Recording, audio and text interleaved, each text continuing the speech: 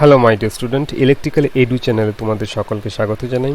আজকের এই ভিডিওতে নেটওয়ার্ক থিওরামের উপরে কতগুলো ইম্পর্টেন্ট এমসিকিউ কোশ্চেন এবং আনসার আলোচনা করা হবে, যেগুলো তোমাদের সেমিস্টার এক্সাম এবং বিভিন্ন কম্পিটিটিভ এক্সামে দিয়ে দেয়। তো চলে আসছি আমরা question number 1, which of the following theorem use as equivalent voltage generator in circuit analysis? এখানে বলেছে নিচের যে চারটি অপশন দেওয়া রয়েছে, Norton's theorem, maximum power transfer theorem, Thevenin theorem and superposition theorem, এই চারটির মধ্যে কোন থিওরামটা হচ্ছে ভোল্টেজ জেনারেটর সার্কিট হিসেবে ইউজ করা হয়? ভোল্টেজ জেনারেটর সার্কিট মানে হচ্ছে ভোল্টেজ সোর্স এখানে বলা হয়েছে, তো ভোল্টেজ সোর্স মানে হচ্ছে থেভেনিন থিওরাম হবে। থেভেনিন থিওরামটা ভোল্টেজ সোর্স হিসেবে ইউজ করা হয়। যেমন হচ্ছে আমরা থেভেনিন থিওরামের যদি আমরা ফাইনাল ইকুইভ্যালেন্ট সার্কিটটা দেখি, তাহলে ফাইনাল ইকুইভ্যালেন্ট সার্কিটে কি হয়, ভিটিএইচ এর সাথে আরটিএইচ আর তার সাথে আরএল সিরিজে থাকে। তো এই সার্কিটটা হচ্ছে ভোল্টেজ সোর্স হিসেবে কাজ করে, মানে হচ্ছে থেভেনিন থিওরামের ফাইনাল ইকুইভ্যালেন্ট সার্কিট হচ্ছে ভোল্টেজ সোর্স হিসেবে কাজ করে। নেক্সট কোশ্চেন হচ্ছে condition of maximum power transfer apply to. এখানে বলেছে ম্যাক্সিমাম পাওয়ার ট্রান্সফার যে কন্ডিশনটা কোন সার্কিটের ক্ষেত্রে অ্যাপ্লিকেবল? কারেন্ট সোর্সের ক্ষেত্রে অ্যাপ্লিকেবল অ্যালোন, ভোল্টেজ সোর্সের ক্ষেত্রে applicable alone, both current and voltage source. তো এখানে সি এর দাগের আনসারটা হয়ে যাবে বোথ ভোল্টেজ কারেন্ট এবং ভোল্টেজ সোর্সের ক্ষেত্রে অ্যাপ্লিকেবল। নেক্সট হচ্ছে Thevenin and Norton's theorem are valid for, খুব ইম্পর্টেন্ট কোয়েশ্চেন। থেভেনিন থিওরাম এবং নর্টনস থিওরাম ভ্যালিড ফর কোন সার্কিটের ক্ষেত্রে? Linear network only, reciprocal network only, non linear network only and all of the above, all নেটওয়ার্কের ক্ষেত্রে।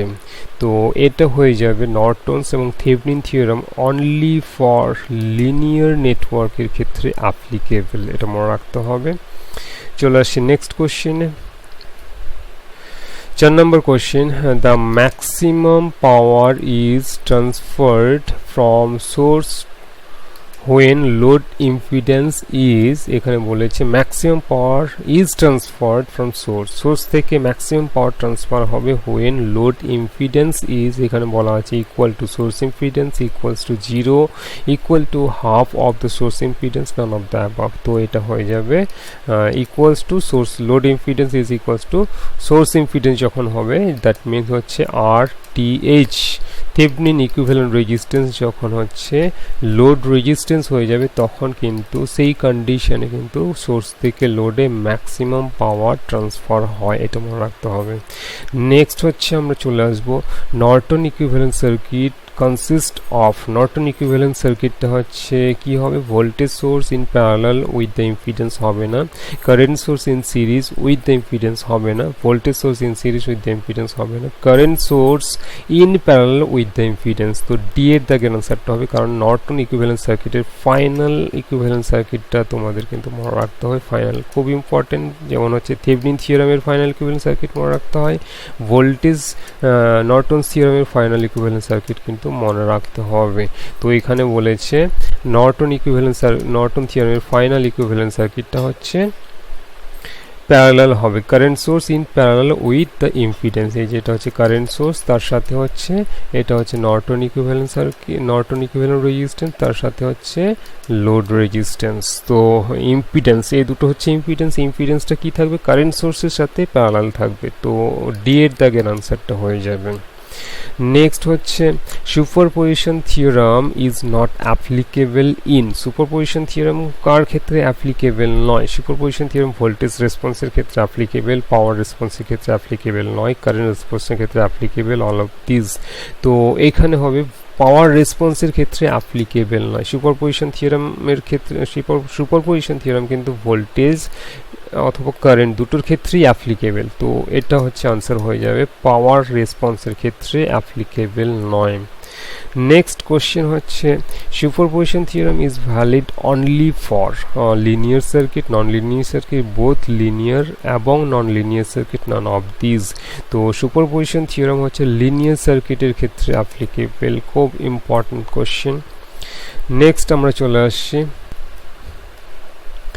Next question হচ্ছে superposition theorem applies to, এখানে superposition theorem বলেছে applies to DC circuit only, AC circuit only, DC AC and DC circuit with voltage source, AC and DC with voltage source and current source or mix source type. তো AC superposition theorem কিন্তু AC DC দুটোর ক্ষেত্রে applicable.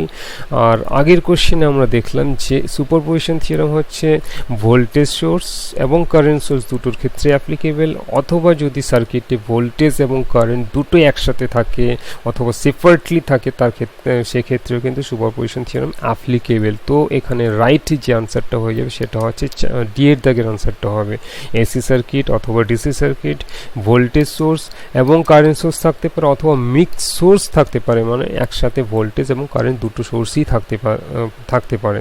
তো D এর দাগের আনসারটা হয়ে যাবে।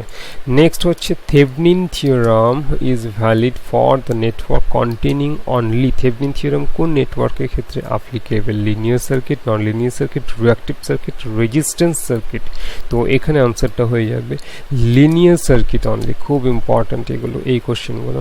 নেক্সট হচ্ছে applying maximum power transfer theorem if the source impedance is equivalent to R plus jx, খুব ইম্পর্টেন্ট, R plus jx যদি সোর্স ইম্পিডেন্সটা হয় the load impedance will be, আমরা নর্মালি কি জানি Thevenin theorem maximum power transfer থিওরামের ক্ষেত্রে RTh equals to RL, that means হচ্ছে থেভনিন ইকুইভ্যালেন্ট রেজিস্ট্যান্স যদি লোড রেজিস্ট্যান্স সাথে ইকুয়াল হয় তাহলে সোর্স থেকে লোডে ম্যাক্সিমাম পাওয়ার ট্রান্সফার হবে। এবার এখানে কি বলেছে, কমপ্লেক্স বলেছে, কমপ্লেক্স মানে হচ্ছে এখানে কমপ্লেক্স ইম্পিডেন্স রয়েছে। কমপ্লেক্স ইম্পিডেন্স যদি একটা সোর্স ইম্পিডেন্সটা যদি কমপ্লেক্স হয় তাহলে লোড ইম্পিডেন্সটা কমপ্লেক্স কনজুগেট হতে হবে। কমপ্লেক্স কনজুগেট দ্যাট মিন হচ্ছে আর মাইনাস জে এক্স হতে হবে। তো আর মাইনাস জে এক্স মানে হচ্ছে সি এর দাগের আনসারটা হয়ে যাবে, সি এর দাগের আনসারটা হয়ে যাবে, এটা হচ্ছে 10-এর সি। চলে আসি পরের কোশ্চেনে।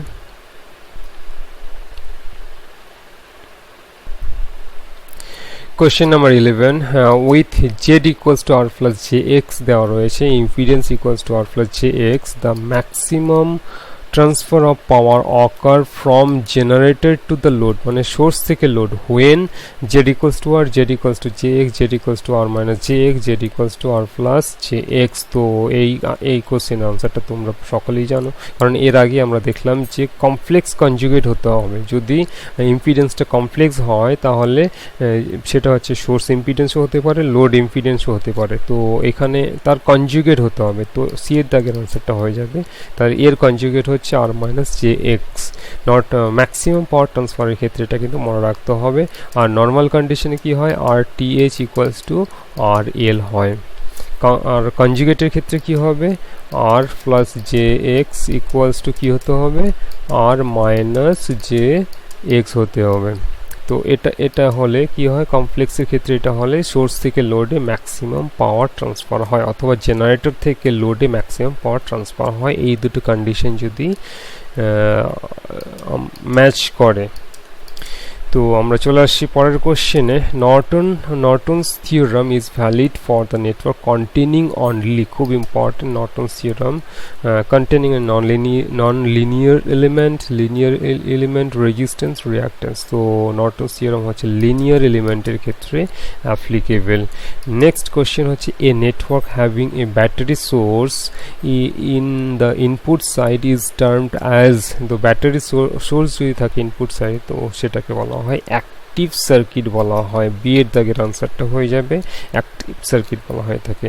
কারচফস current law is used in formation of, তো কারচফস কারেন্ট লটা কোন ইকুয়েশন ফরমেশনের জন্য ইউজ করা হয়, সেটা হচ্ছে নোডাল অ্যানালাইসিস। খুব ইম্পর্ট্যান্ট, কারচফস কারেন্ট ল হচ্ছে নোডাল অ্যানালাইসিস, আর এটা হচ্ছে লুপ ইকুয়েশন হচ্ছে কেভিএল। কারচফস ভোল্টেজ ল হচ্ছে লুপ ইকুয়েশনের ক্ষেত্রে অথবা মেশ অ্যানালাইসিসের ক্ষেত্রে KVL. Next question, a wire having very high value of conductance is said to be, এখানে বলা আছে very good conductor, moderate good conductor, insulator, naan of this. তো হাই ভ্যালু অফ কন্ডাক্টেন্স যদি থাকে সেটা হচ্ছে ভেরি গুড কন্ডাক্টর হবে, যদি হাই ভ্যালু রেজিস্ট্যান্স হতো তাহলে সেটা ইনসুলেটর হতো।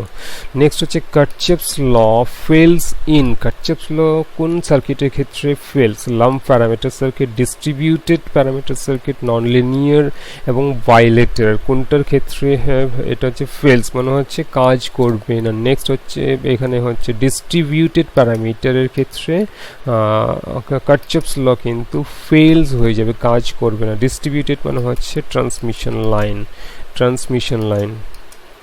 ডিস্ট্রিবিউটেড নেটওয়ার্কে একটা এক্সাম্পল হচ্ছে ট্রান্সমিশন লাইন। ট্রান্সমিশন লাইনের ক্ষেত্রে যদি আমরা দেখি, ট্রান্সমিশন লাইন যে রয়েছে তার মধ্যে কিন্তু সেপারেটলি ভাবে resistance, inductance, capacitance property connect করা নেই। এই রেজিস্ট্যান্স, এই লাইনের মধ্যে কি রয়েছে? রেজিস্ট্যান্স প্রপার্টি রয়েছে, এই লাইনের মধ্যে ইন্ডাকটেন্স প্রপার্টি রয়েছে, এই লাইনের মধ্যে ক্যাপাসিটেন্স প্রপার্টি রয়েছে। তো এই ধরনের প্রপার্টিগুলোকে বলা হয় ডিস্ট্রিবিউটেড প্যারামিটার। লাম্প প্যারামিটারের ক্ষেত্রে কি হয়, একটা সার্কিটে যখন আমরা সেপারেটলি ভাবে রেজিস্ট্যান্স, ইন্ডাকটেন্স আর হচ্ছে ক্যাপাসিটেন্স কানেক্ট করব, তখন সেই নেটওয়ার্কটাকে বলা হয় লাম্প নেটওয়ার্ক অথবা লাম্প, এই প্যারামিটারকে বলা হয় লাম্প প্যারামিটার। তো এই সার্কিটটা হচ্ছে কারচেফস ল ফেলস ইন ডিস্ট্রিবিউটেড প্যারামিটারের ক্ষেত্রে কিন্তু কারচেফস ল কাজ করে না। আমার ট্রান্সমিশন নেটওয়ার্কের ক্ষেত্রে কিন্তু আমরা কারচেফস ল অ্যাপ্লাই করতে পারবো না। এটা খুব ইম্পর্ট্যান্ট একটা কোয়েশ্চেন, মনে রাখতে হবে। নেক্সট আমরা চলে আসছি superposition theorem is used when circuit contains. Superposition theorem কখন অ্যাপ্লাই হবে? A single voltage source, number of voltage source, passive element, none of this. তো এই আনসারটা হয়ে যাবে নাম্বার অফ ভোল্টেজ সোর্সের ক্ষেত্রে। কারণ হচ্ছে সিঙ্গেল ভোল্টেজ সোর্স তো হবেই না, এখানে হচ্ছে অ্যাটলিস্ট দুটো ভোল্টেজ সোর্স থাকতে হবে। সেটা হচ্ছে কারেন্ট সোর্সও হতে পারে অথবা ভোল্টেজ সোর্সও হতে হবে। একটা কারেন্ট সোর্স, একটা যদি ভোল্টেজ সোর্স হয় সেই ক্ষেত্রেও কিন্তু সুপারপজিশন থিওরাম অ্যাপ্লিকেবল। অ্যাটলিস্ট কি হতে হবে? মিনিমাম দুটো ভোল্টেজ সোর্স থাকতে হবে। তো বিয়ের দাগের আনসারটা হয়ে যাবে। নেক্সট হচ্ছে Kirchhoff's voltage law is used in formation of voltage law, voltage KVL টা হচ্ছে লুপ ইকুয়েশনের ক্ষেত্রে অ্যাপ্লিকেবল। আর এটা কি বলা হয়েছিল? এটা হচ্ছে KCL, নোডাল হচ্ছে KCL এর ক্ষেত্রে, আর এটা হচ্ছে KVL এর ক্ষেত্রে লুপ ইকুয়েশন অথবা মেশ ইকুয়েশন এটাকে বলা হয়।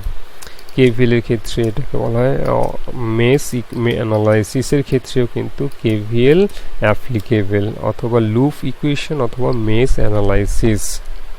চলে আসছি আমরা পরের কোশ্চেনে। Question number 19, the network theorem is dual of Thevenin theorem। তো এখানে বলেছে Thevenin theorem এর dual কোন theorem? Superposition theorem, Norton's theorem, maximum power transfer theorem. তো ডুয়াল মানে হচ্ছে অপোজিট। এখানে Thevenin থিওরামের যদি ফাইনাল ইকুইভ্যালেন্ট সার্কিটটা আমরা ড্র করি, Thevenin থিওরামের ফাইনাল ইকুইভ্যালেন্ট সার্কিট কি ছিল? ভোল্টেজ সোর্স, তার সাথে সিরিজে Thevenin রেজিস্ট্যান্স, আর সিরিজে হচ্ছে লোড রেজিস্ট্যান্স। এটা হচ্ছে লোড রেজিস্ট্যান্স, এটা হচ্ছে RTH, এটা হচ্ছে RTH, আর এটা হচ্ছে VTH। তাহলে এর ডুয়ালটা কি হয়ে যাবে? ভোল্টেজ সোর্সটা হয়ে যাবে কারেন্ট সোর্স, ভোল্টেজ সোর্সটা কি হয়ে যাবে? ভোল্টেজ সোর্স হয়ে যাবে কারেন্ট সোর্স, তার সাথে রেজিস্ট্যান্সটা কি হয়ে যাবে? এটা RN, তার সাথে লোড রেজিস্ট্যান্সটা হচ্ছে প্যারালাল হয়ে যাবে, লোড রেজিস্ট্যান্সটা প্যারালাল হয়ে যাবে। তাহলে কি হচ্ছে? ডুয়াল মানে হচ্ছে অপোজিট। তাহলে নর্টনস থিওরামটা মনে রাখতে হবে। নর্টনসের ডুয়াল হচ্ছে Thevenin থিওরাম, Thevenin থিওরামের ডুয়াল হচ্ছে নর্টনস থিওরাম, এটা মনে রাখতে হবে। 20 নম্বর কোশ্চেন এবং লাস্ট কোশ্চেন আজকের ভিডিও, লাস্ট কোশ্চেন হচ্ছে for a maximum transfer of power the internal impedance of the source should be. তো internal impedance of the source, internal ইম্পিডেন্সটা কার কি হতে পারে? সেটা হচ্ছে equals to load impedance, equal to the complex conjugate of the load impedance, less than the load impedance, greater than the load impedance. আচ্ছা, আমরা এর আগের যে কোশ্চেনে আমরা দেখলাম যে ইন্টারনাল ইম্পিডেন্সটা হচ্ছে লোড ইম্পিডেন্সের সাথে ইকুয়াল হবে, equal to the complex conjugate of the load impedance. তো এখানে দুটো আনসারই রয়েছে। তো এখানে পারফেক্ট যেটা হবে সেটা হচ্ছে বি এর দাগেরটা হবে, যেহেতু কমপ্লেক্স কনজুগেট, তার মানে হচ্ছে আর প্লাস জে এক্স যদি হয় তাহলে ম্যাক্সিমাম পাওয়ার ট্রান্সফারের যে কন্ডিশনটা হয়ে যাবে সেটা হচ্ছে R minus J X. Complex conjugate যেহেতু অপশনটা রয়েছে সেই জন্য হচ্ছে আমাদের বি এর আনসারটা চুজ করতে হবে। যদি কমপ্লেক্স কনজুগেট না থাকতো তাহলে কিন্তু তখন এর আনসারটা হয়ে যেত, তো সেটা মনে রাখতে হবে। কারণ কমপ্লেক্স কনজুগেট মানে এই পার্টটা নেই, মানে হচ্ছে কমপ্লেক্স পার্টটা যখন থাকবে না তখন সিম্পলি কি থাকবে, রেজিস্ট্যান্স পার্টটা থাকবে, তখন সেটা কি হয়ে যাবে, RTH ইকুয়ালস টু RL। যেহেতু আমার এখানে কি অপশন রয়েছে কমপ্লেক্স কনজুগেট, তখন বি এর দাগের আনসার। আজকের এই সেশনটা এখানে শেষ করছি। যদি ভিডিওটা ভালো লাগে অবশ্যই লাইক করবে, শেয়ার করবে।